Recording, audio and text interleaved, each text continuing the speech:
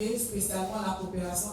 En dehors de la cellule genre du ministère de l'administration territoriale, la mise en place de ces structures a été étendue aux départements déconcentrés, notamment les communes, les préfectures et la chefferie coutumière. Ce sont ces différents acteurs issus des régions de la Kara, Centrale et Plateau qui sont ici réunis en tant que cellules de relais pour évaluer leur plan d'action et surtout renforcer leur intervention pour une réponse plus adaptée sur le terrain. Le rôle assigné à ces cellules, c'est de veiller à ce que la question du genre soit prise en compte dans les différentes politiques de développement au niveau local. Donc après presque 2 ans de fonctionnement, il est important qu'on fasse un suivi, d'abord pour nous assurer que ces cellules elles sont fonctionnelles, et de deux, les renforcer en technique de plaidoyer. Parce qu'une cellule, d'abord, elle a besoin de pouvoir impacter, que ce soit la hiérarchie ou bien le niveau, la population. Et avant tout, il faut pouvoir vendre son plan d'action.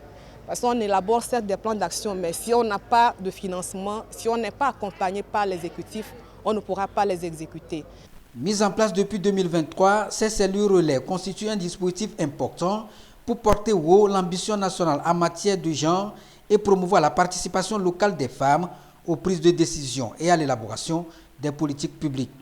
Il est paru nécessaire, d'une part, d'évaluer le niveau de compréhension et d'appropriation des enjeux de l'équité et genre entre les membres des cellules focales genre, relais, et d'autre part, d'outiller ces dernières en technique de plaidoyer auprès des acteurs et partenaires de développement.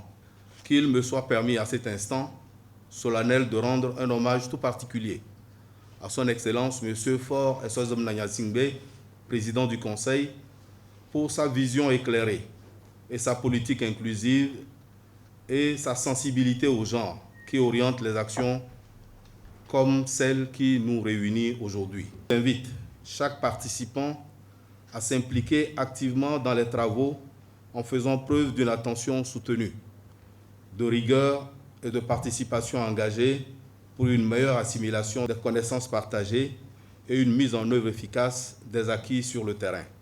Le ministère en charge de l'administration territoriale bénéficie de l'appui de la GIZ qui accompagne la politique de décentralisation en vue d'un développement local durable.